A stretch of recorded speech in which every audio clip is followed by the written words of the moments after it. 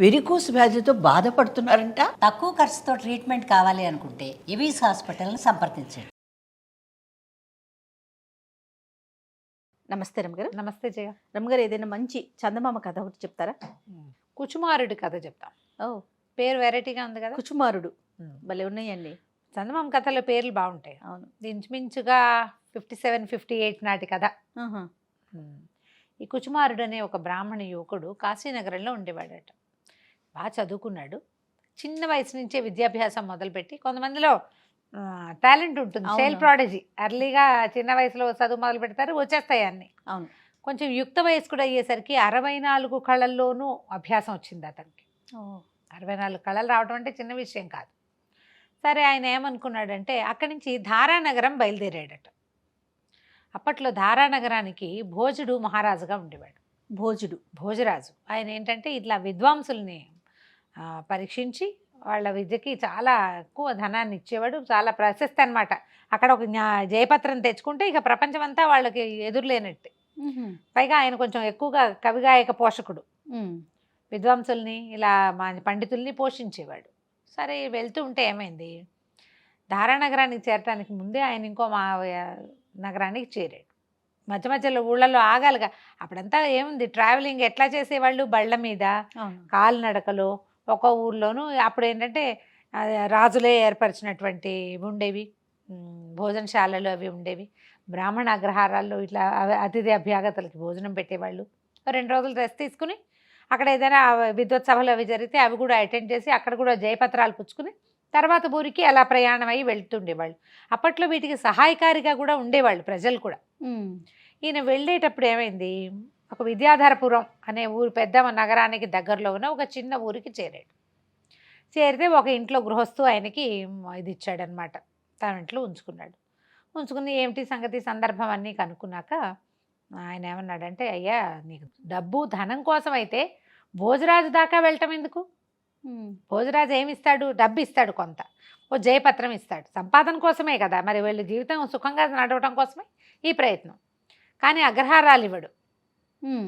భోజుడు వేరే ప్రాంతం నుంచి వచ్చిన వాడికి ఇక్కడ అగ్రహారం ఏమి ఇస్తాడు? వాళ్ళ పద్ధతి ప్రకారం ఆయన ఇంత సొమ్మని ఇస్తాడు.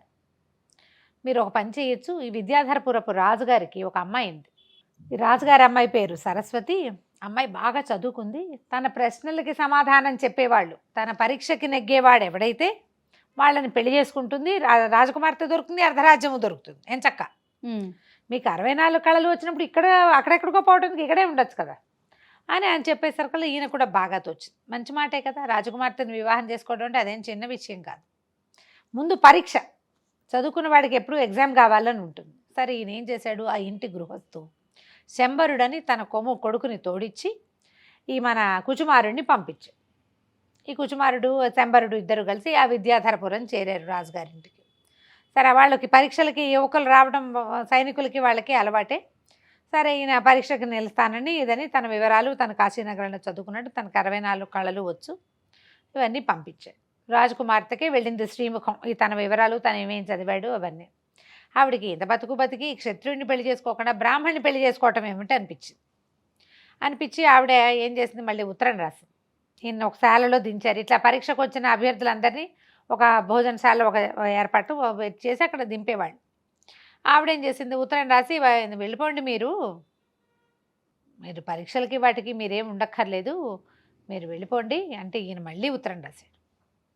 ఇలా సాగనంపద్దు, పరీక్ష పెట్టి నీ పరీక్షకి నేను నిలవలేదని సాగనంపు, అంతేగాని నాకు తగ్గ పరీక్ష లేదని ఒప్పుకుంటున్నావా నువ్వు అని మళ్ళీ అంగీకరించాల వెళ్ళిపోవటానికి. బహుమతులు పంపించింది, ఇవి తీసుకుని వెళ్ళిపోండి, నేను బహుమతుల కోసం రాలేదు, పరీక్ష కోసమే వచ్చా.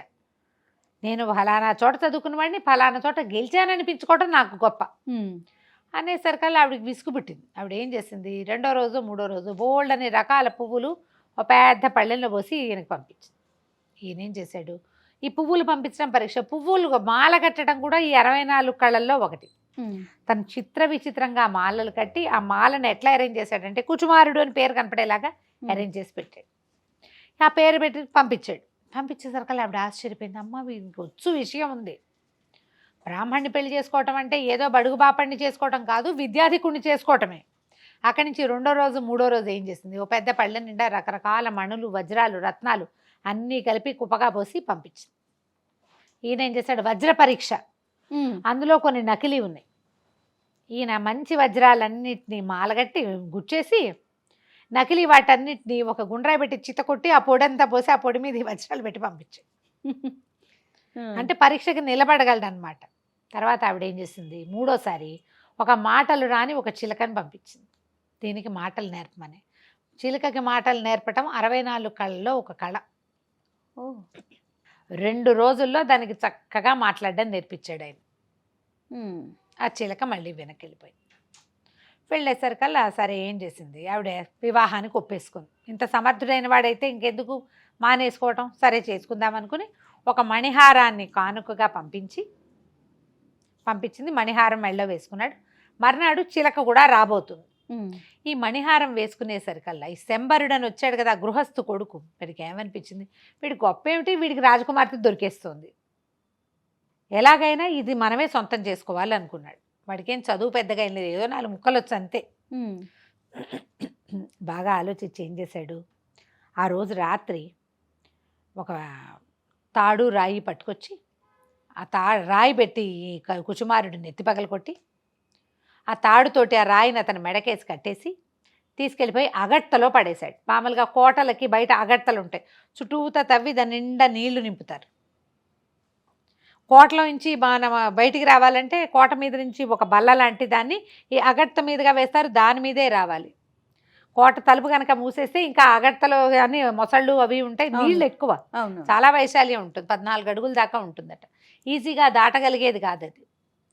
అగట్టలోకి పడేసేసాడు రాత్రి. అది కొంచెం కోటకి దగ్గరగానే ఉంది వీళ్ళు ఉన్నటువంటి శాల. తెల్లవారాక 11 గంటలు అయింది, చిలక వచ్చింది, మాట్లాడే చిలక. కుచుమారుడేడి అని అడిగింది. నేనే కుచుమారుడిని అన్నాడు వీడు. ఆ కుచుమారుడిని చూడ్డానికి వచ్చిన వాళ్ళు ఎవరు, చెలికత్తలు అప్పుడొకళ్ళు చొప్పున ఒక చెలికత్తే వచ్చింది. ఆ అమ్మాయే పట్టుకొచ్చింది. మిగిలిన వాళ్ళకి ఎవ్వరికీ కుచుమారుడు తెలియదు. ఈ మాట్లాడే చిలక ద్వారా ఈ రాజకుమార్తె తెలుసుకుంది కుచుమారుడు యుక్త వయస్కుడని, అందగాడని, ఇంత ఎత్తుంటాడు, ఇంత తెల్లగా ఉంటాడు, అతని కళ్ళిట్లా పిలకిట్లా తెలుసుకుంది, అంతే తప్ప తెలియదు. ఈ కుచుమారుడు వీడేమన్నాడు, శంబరుడు నేనే కుచుమారుడు అనగానే చిలకంది, నువ్వు కుచుమారుడు ఏమిటి, నువ్వు కుచుమారుడు కాదు అనేసరికల్లా ఆవిడకి ఒళ్ళు మండిపోయింది. రాజకుమార్తె ఏదో చెప్పమంది కబురు అంది. ఏదో నా కబురు నాకు చెప్పంటే చచ్చినా చెప్పనంది ఆ చిలక. చెప్పననేసరికి ఇతను ఏం చేశాడు, ఒళ్ళు మండిపోయింది, దాన్ని పీక పిసికి చంపేసి చిలకని చంపేసి గోడ పక్కన పారేసేసాడు.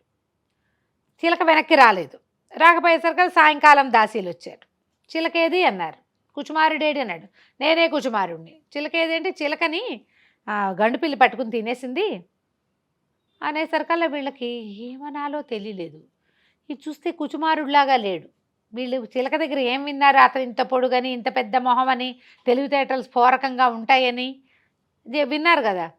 సరే మొదట వచ్చిన దాసి ఇప్పుడు రాలే, వాళ్ళకి వంతులు ఉంటాయి కదా. వీళ్ళు ఏం చేశారు, మళ్ళీ వెనక్కి వెళ్ళి రాజకుమార్తెకి చెప్పారు, అమ్మ అక్కడ ఎవడో ఉన్నాడు, మణిహారం అయితే మెళ్ళో ఉంది, మనం పంపించింది, చిలకేమో చచ్చిపోయింది అంటున్నాడు, నేనే కుచుమారుడిని అన్నాడు, కానీ అతన్ని చూస్తే నమ్మకంగా లేదమ్మా అంటే ఆవిడ ఏం చేసింది, ఒక రహస్య భాషలో ఓ శ్లోకం రాసి పంపించింది. దాని అర్థం చెప్పాను.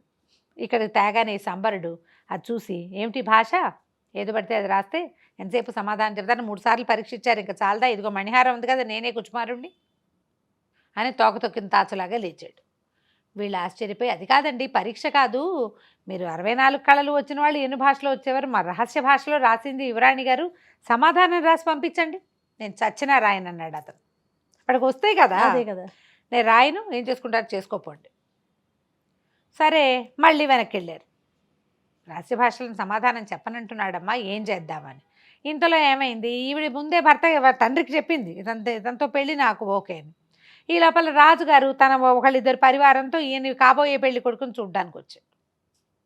వచ్చేసరికి అలా ఆయన కుచుమారుడు అన్నాడు, ఈ శంబరుడు చెప్పాడు, కుచుమారుడి వేషంలో ఉన్నవాడు, మీ అమ్మాయి ఇంకా ఎన్ని పరీక్షలు పెడుతుందండి, మీరు ఏం చెప్పారు, పరీక్షలకి ప్రశ్నలకి సమాధానం చెప్పిన వాడికితో పెళ్ళి అన్నారు, పెళ్లి చేసేయండి, నేను పెళ్ళికి సిద్ధం, మా వాళ్ళని పిలిపించుకోవాలని కొంచెం కసుకున్నాడు రాజుగారిని చూసేసరికి. రాజేమో మరి ముందు కూతురు ఓకే అంది కదా. ఈవిడికి భయం పట్టుకుంది, సరస్వతికి, యువరాణికి. వీడేమో కుచుమారుడిలాగా లేడు, ఇప్పుడు వచ్చిన చిలకత్తలందరూ వాడు అదోలా ఉన్నాడమ్మా అని చెప్తున్నారు. పైగా ధూర్తుడు. ఆడపిల్లలు వస్తే సమాధానం చక్కగా చెప్పడం కూడా రాలేదు. ఇంకా నేను పరీక్షలు లేవు, ఆల్రెడీ 3 పరీక్షలు అన్నారు, 3 అయిపోయినా ఇంక అంతేనంటున్నాడు. మణిహారమేమో వీడి దగ్గరే ఉంది, ఏం జరిగిందో తెలియదు. తండ్రేమో పెళ్లి ఒప్పుకున్నాడు. ఇంకేం చేస్తారు? సరే పెళ్ళి అన్నారు, రేపో ఎల్లుండో పెళ్ళి, 2 రోజుల్లోనే కుదిరిచేశారు. మళ్ళీ అందరికీ వర్తమానాలు పంపించాలి కదా. రేపు వెళ్ళిన పెళ్ళి అంత కుదరదండి, ఒక వారం 10 రోజుల సమయం కావాలని చెప్పారు. కాశీకి వీళ్ళకి వాళ్ళ ఊళ్ళకి ఉత్తరాలు రాయాలి కదా. ఉత్తరాలు అవి వెళ్ళినాయి. సరే పెళ్ళి ఏర్పాట్లు జరుగుతున్నాయి. యువరాణి ఖిన్నురాలు అయిపోయింది, ఏం చేయాలో తెలియటల్లా. ఇంతలో ఒక విశేషం ఏం జరిగిందంటే, ఇతను ఏం చేశాడు, శంబరుడు కుచుమారుడిని మెడకి రాయి కట్టి అగట్టలో పడేశాడు. ఆ రోజు రాత్రి ఒక ముహూర్తం పెట్టారట. ఏంటంటే ఆ ఊళ్ళో ఉన్న బెస్తవాళ్ళు, అక్కడ మత్స్య సంపద చాలా ఎక్కువ. అయితే బెస్తవాళ్ళు అందరూ కలిసి ఒక పురోహితుడిని ముహూర్తం పెట్టమన్నారు. వలయటానికి కొత్తగా వలయటానికి మంచి రోజు చూసుకుంటారు కదా, వేటకెళ్ళటానికి మంచి రోజు. ఈ రోజు కోసం చూసేసరికి అలా ఆయనేమో ఆ రోజు అర్ధరాత్రంలో పెట్టాడు. రాత్రిపూట చెరువుల దగ్గరికి వెళ్ళటం కష్టం కాబట్టి అగట్టలోకి కొత్త నీరు వచ్చింది కాబట్టి శాస్త్రానికి వలేద్దాం, ఎక్కడో చోట వల వేయాలి అంతే, చేపలు ఉండవు, పెద్దగా ఏం ఉండవు. కొత్తగా నీరు వచ్చింది, నీరున్న చోట వల వేయాలి. అందుకని శాస్త్రం పోకుండా అగట్టలో వలేద్దామని వీళ్ళంతా పోయి బెస్తవాళ్ళంతా కలిసి అగట్టలో వలేశారు. ఈయన పడ్డాడు. ఆ వలలో కుచుమారుడు విత్ మెడ రాయి అన్నీ బయటపడ్డాయి. వాళ్ళేమో ఇదేమిటి ఎటగో ఉన్నాడు, బ్రాహ్మణులే కనిపిస్తున్నాడు కదా, గుండు పిలక కనపడుతున్నాయి, మోసుకుపోయారు వీళ్ళకి. ఎందుకంటే తొలిగా వలలో పడింది అక్కడ వదిలిపెట్టి రాకూడదు. ఓహో, శాస్త్రం ఉంటుంది కదా. ఇంటికి తీసుకొచ్చి చూస్తే నెత్తి మీద దెబ్బ ఉంది. సరే దెబ్బని మానిపారు. ఇంక ఇతను ఏంటంటే ఒక రకమైన అవమానం ఫీల్ అయ్యి ఇంక వెళ్ళల నగరానికి, వాళ్ళతోటే ఉండటం మొదలుపెట్టాడు.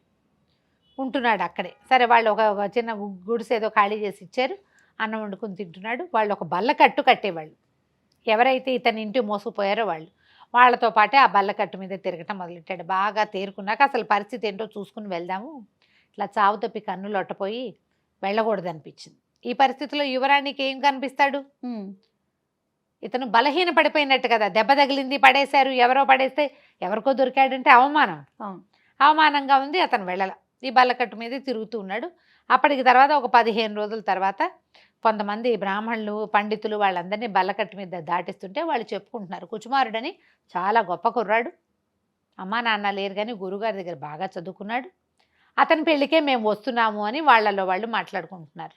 ఓహో, కుచుమారుడికి పెళ్ళా అని అడిగాడు ఇతను. అవును, రేపు పెళ్ళి, యువరాణితోటి చేస్తున్నారు. ఆవిడ పెట్టిన పరీక్షలన్నింటికి నెగ్గాడట. రాజుగారు మాకు వర్తమానాలు పంపించాడంటే అందులో కొంతమంది పండితుల్ని 1-2 సార్లు ఇతను చూశాడు, గుర్తుపెట్టాడు. ఊళ్ళో ఉన్న జనాలు ఆ బల్లకట్ట దాటుతుంటే బయట నుంచి వచ్చిన పండితులు వీళ్ళకి చెప్తున్నారనమాట. తనతో జరగబోయే పెళ్ళికి తను వెళ్ళి చూడాలి కదా అనుకున్నాడు. సరే ఇతను కూడా వాళ్ళతో పాటు ఆ రాజస్థానానికి వెళ్ళాడు. వచ్చిన వాళ్ళందరికీ విందులు వినోదాలు ఏర్పరిచారు. మర్నాడు పొద్దునే పెళ్ళి. పీటల మీద రాజకుమారుడిని, ఈ కుచుమారుడు బదులుగా కూర్చున్న శంబరుణ్ణి చూసేసరికల్లా అందరూ చాలామంది ఆశ్చర్యపోయారు. అందులో కాశీలో ఇతనితో పాటు చదువుకున్న వాళ్ళు కొంతమంది ఉన్నారు. కాశీనగరం నుంచి వచ్చిన పండితులు ఉన్నారు. వీడు కుచుమారుడు ఎవడు, వీడు కాదండి, వీడు అసలు కుచుమారుడే కాదు, మాకు తెలుసు, శాస్త్ర పరీక్షలకు వచ్చినప్పుడు మేము చూసామని కొంతమంది. ఉజ్జయిని నుంచి వచ్చిన వాళ్ళేమో కుచుమారుడు ఇతను కానే కాదని కొంతమంది. సభ అంతా గగ్గోలెత్తిపోయింది. దాంతో ప్రశ్నించారు. నేనే కుచుమారుడిని అన్నాడు. ప్రశ్నించేసరికల్లా అతను సమాధానాలు చెప్పలేకపోయాడు. 64 కళలు చదువుకున్నవాడు సమాధానం మామూలు వాడు ఎట్లా చెప్తాడు? దాంతో సభ అంతా అల్లరైపోయింది. పెళ్లి పందిరంతా గగ్గోలెత్తిపోయారు. రాజుగారు ఆ సైన్యాధ్యక్షుడు గద్దించేసరికల్లా వీడు వలవల ఏడ్చేస్తూ చెప్పేశాడు, కుచుమారుడికి చాలా అదృష్టం పట్టిందని నేనే అతను తలపగలు కొట్టి ఇంట్లో పడేశాను, పెళ్ళి అయిపోయింది. పెళ్ళి అయిపోతే వీడిని చిత్రవధ చేయమన్నారు. చేయమనగా నీ కుచుమారుడు జనాల్లో కూర్చున్నాడు కదా, అతను లేచి వెళ్ళాడు. క్షమించండి, నేనే కుచుమారుణ్ణి, ఇతను వీళ్ళ నాన్న నన్ను ఇక్కడికి పంపించాడు, వీడు ఏదో అత్యాశ కొద్దీ ఈ చిన్న ప్రయత్నం చేశాడు, క్షమించి ఈసారికి వదిలేయండి అంటే ఆ దాసి గుర్తుపట్టింది. సభకు వచ్చిన వాళ్ళలో ఆ బయట వాళ్ళ నుంచి వచ్చిన వాళ్ళంతా కుచుమారుని గుర్తుపట్టారు. అయితే రాజు మాత్రం ఊరుకోలే. నువ్వు రాకుమారి ఏ పరీక్షలు పెట్టింది, నువ్వు ఎలా నెగ్గావో చెప్పమని అడిగాడు. అడిగితే 3 పరీక్షలు పెట్టారు. ఒక చిలకకి మాటలు నేర్పించాను, వజ్రాలు రకరకాలు కలిపి పంపిస్తే వాటిని నేను సెపరేట్ చేసి ఇచ్చాను, పూలమాలలు కట్టారు. ఈ 3 పరీక్షలతోటే మన ఇద్దరికి వివాహం అని రాజకుమార్తె ఒప్పుకుందని ప్రూవ్ అయింది కదా. అప్పుడు కుచుమారుడికి రాజకుమార్తె సరస్వతికి వివాహం చేసేశారు. పెళ్ళైపోయింది. శంబరుడు తండ్రి కూడా వచ్చి మావాడు ఇలా తెలివి తక్కువ ఆలోచన చేశాడని కొడుకున్న 2 లెంపకాయలు కొట్టి తీసుకెళ్ళిపోయాడు. వాళ్ళ వల్లే ఇలాంటిది సంభవించింది కాబట్టి ఇంకా అతనికి శిక్ష పడనివ్వకుండా ఇతను ఆపగలిగాడు అనమాట. కథ కంచికి మనం ఇంటికి. చాలా బాగుందండి. నమస్తే రమ. నమస్తే.